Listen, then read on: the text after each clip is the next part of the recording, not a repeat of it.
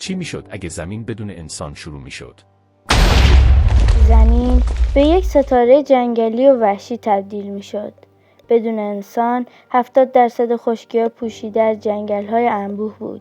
دشت و بیابان‌های ساخته شده توسط انسان وجود نداشتند. رودها در مسیر طبیعی خودشون جریان داشتند. زمین امروزی شبیه آمازون چند برابر بزرگتر بود. حیوانات بزرگ هنوز زنده بودند، چرا که انسان‌ها باعث انقراض بسیاری از جانوران شدند. اگر نبودیم، ماموت‌ها هنوز در دشت‌های سرد زندگی می‌کردند. ببر دندان خنجری، خرس غارنشین و پرندگان غول‌پیکر زنده بودند. اسب‌ها، شترهای وحشی و بسیاری از گونه‌ها در جهان پراکنده بودند. حیوانات بدون استرس در زمین می‌چرخیدند.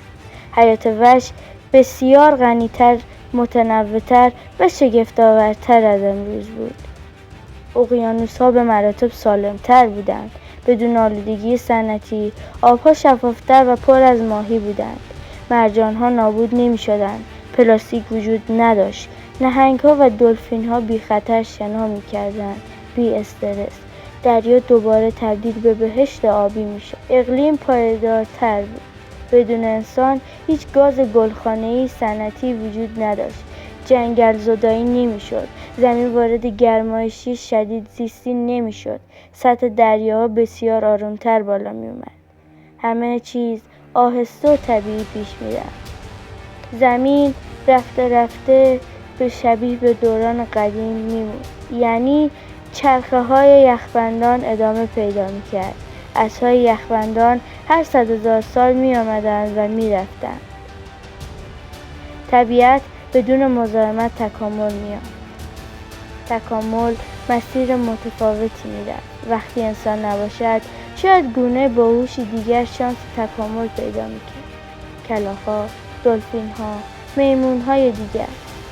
ممکن بود یک جانور در طی میلیون‌ها سال هوش بیشتری پیدا کند، با اینکه هیچ وقت موجود هوشمند دیگری پدید نمی‌آمد.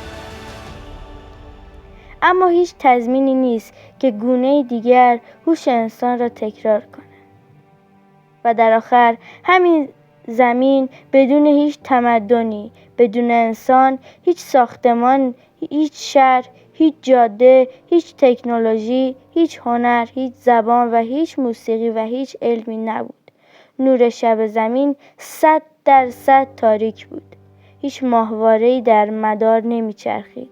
هیچ ردیاب فرهنگی روی سیاره نمی‌آمد.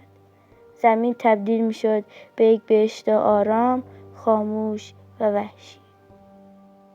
جمع‌بندی: اگر هیچ انسانی روی زمین نبود، زمین بسیار سالمتر و سرسبزتر می بود. حیوانات بزرگ باستانی هنوز زنده بودند. اقیانوس‌ها پاک و پر از حیات بودند. اقلیم‌ها آرامتر و طبیعی‌تر پیش می رفتند. شاید هرگز هیچ تمدنی در جهان به وجود نمی اومد. دوستتون دارم. اگر از این ویدیو خوشتون اومد حتما لایک کنید، کامنت بذارین، منو ساب کنید و برای ویدیوهای بیشتر منو حمایت کنید. اگر ایده‌ای دارین تو کامنت ها برام بنویسین تا ویدیوشو درست کنم. دوستتون دارم و خدا نگهدار.